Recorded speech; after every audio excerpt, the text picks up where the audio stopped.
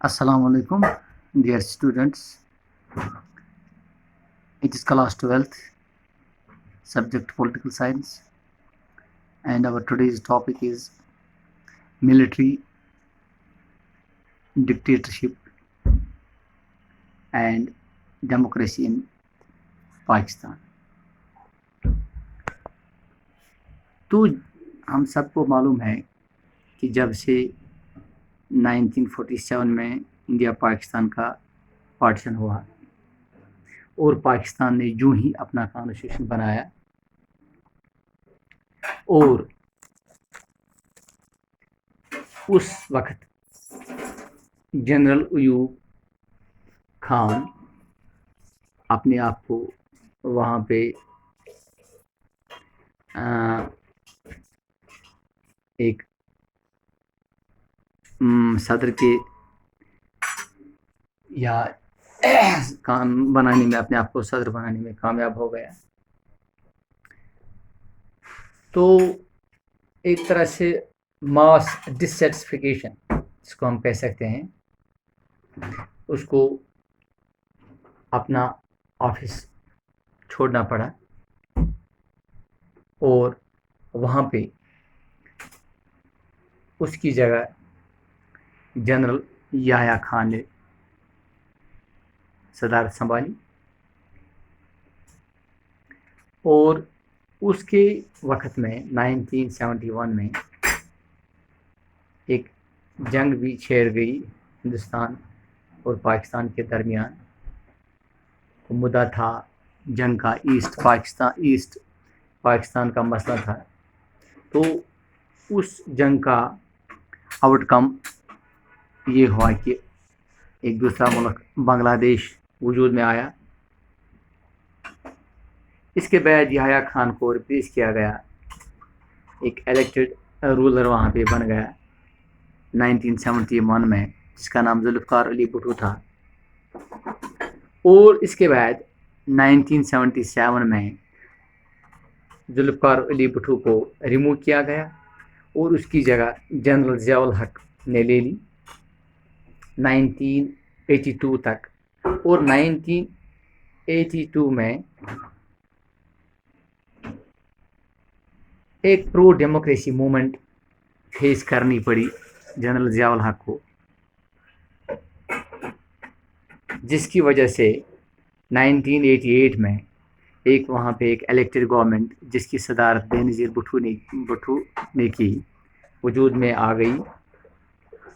और इसके बाद थोड़ी वहाँ पे कुछ हद तक जिसको हम कम्पिटिटिव डेमोक्रेसी कह सकते हैं, पाकिस्तान के वजूद में आ गई और उसकी लीड कर रही थी पाकिस्तान पीपल्स पार्टी, जिसको PPP के नाम से हम जानते हैं, और मुस्लिम लीग लगभग 1990 तक। तो 1999 में एक अनदर जिसको हम कह सकते हैं मिलिट्री कूप, जिसको लीड कर रहा था जनरल परवेज़ मुशर्रफ, जिसने नवाज़ शरीफ को रिमूव किया। और 2001 में Musharraf God himself self elected फिर एक एज ए प्रेसिडेंट। और पाकिस्तान को सेटल आज वहाँ पे कभी कभार मिलिट्री रूल कर रहा है और कभी कभार एक डेमोक्रेटिक सेटअप। लेकिन आज भी हम ये कह सकते हैं कि Pakistan has failed to establish a stable democracy due to various reasons, जिसका सबसे पहला ये है कि वहाँ पे ज़्यादातर डोमिनेंस ऑफ मिलिट्री है, clergy and elited aristocracy Pakistan में है और वहाँ पे मिलिट्री डिक्टेटरशिप ज़्यादा चलती है। और जब भी वहाँ डेमोक्रेटिक गवर्नमेंट चलती है उसको वहाँ पे रिमूव किया जाता है। ये बुनियादी वजह है। और एक तरह से हिंदुस्तान के साथ पाकिस्तान की जो हॉस्टिलिटी रही है, वहाँ पे उस लिहाज से मिलिट्री जो है दैट इज़ स्ट्रॉन्ग एनफ। सो जो प्रो मिलिट्री ग्रुप है वो हर तरफ से ये दिखाने की कोशिश कर रहा है کہ پولیٹیکل پارٹیز جو ہے اس کے ایز اگینسٹ وہاں پہ حکومت زیادہ صحیح چلتی ہے ملٹری رولرز کی. اور ڈیموکریسی بھی وہاں پہ ٹرو فارمز میں وہاں پہ کام نہیں کر رہی تھی. اور کسی حد تک یہ بھی ہم کہہ سکتے ہیں جو سیلفش مائنڈڈ پارٹیز وہاں پہ تھی جنہوں نے پاکستان میں وہاں پہ زیادہ کرپشن ہوا، یا ہم یہ کہہ سکتے ہیں وہاں پہ پاکستان کی سیکورٹی بھی تھوڑی ہیمپر ہوئی تھی. اور اس لحاظ سے ملٹری کو بھی کبھی کبھار زیادہ اس میں دخل انداز ہونا پڑا. اور یہی بنیادی وجوہات تھی جس نے کہ پاکستان ملٹری کو ہیلپ کیا کہ وہ زیادہ پاور میں رہ گئی. اور آج بھی ہم یہی کہہ سکتے ہیں کہ پرو ڈیموکریسی سینٹیمنٹ جو پاکستان میں ہے وہ پوری طرح سے نہیں ہے. لیکن وقت گزرنے کے ساتھ ساتھ وہاں پہ آپ ڈیموکریسی پنپ رہی ہے.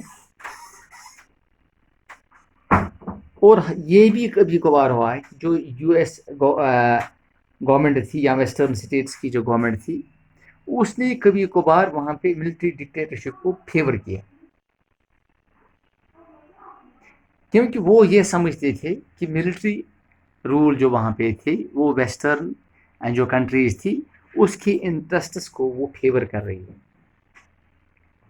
اور یہ بھی وہاں پہ یقین تھا کہ جو تھریڈ تھا اسلامک ٹیررزم کا that can be countered by stabilising military role in Pakistan. تو اس کے بعد وہاں پہ مختلف وقتوں میں مختلف ڈیموکریٹک پرائم منسٹر آ گئے، جیسے کہ وہاں پہ یوسف رضا گیلانی تھے یا زرداری تھے. اور آہستہ آہستہ وہاں پہ اب یہ ہم کہہ سکتے ہیں کہ ڈیموکریسی اب پنپ رہی ہے. اور آج کے دور میں اگر ہم دیکھیں گے آج وہاں پہ ایک ڈیموکریٹک سسٹم ہے، ایک ڈیموکریٹک گورنمنٹ ہے، پاکستان انصاف پارٹی جس کا لیڈ کر رہے ہیں عمران خان، وہ وہاں پہ حکومت کر رہے ہیں. اور آج ڈیموکریٹک لائنز پہ حکومت وہاں پہ چل رہی ہے. لیکن کل ملا کے ہم یہ کہہ سکتے ہیں کہ پاکستان میں بہت سمے پہ ملٹری رول چل رہا تھا. تو یہ سوال military dictatorship and democracy in Pakistan. This is sufficient for today. Okay.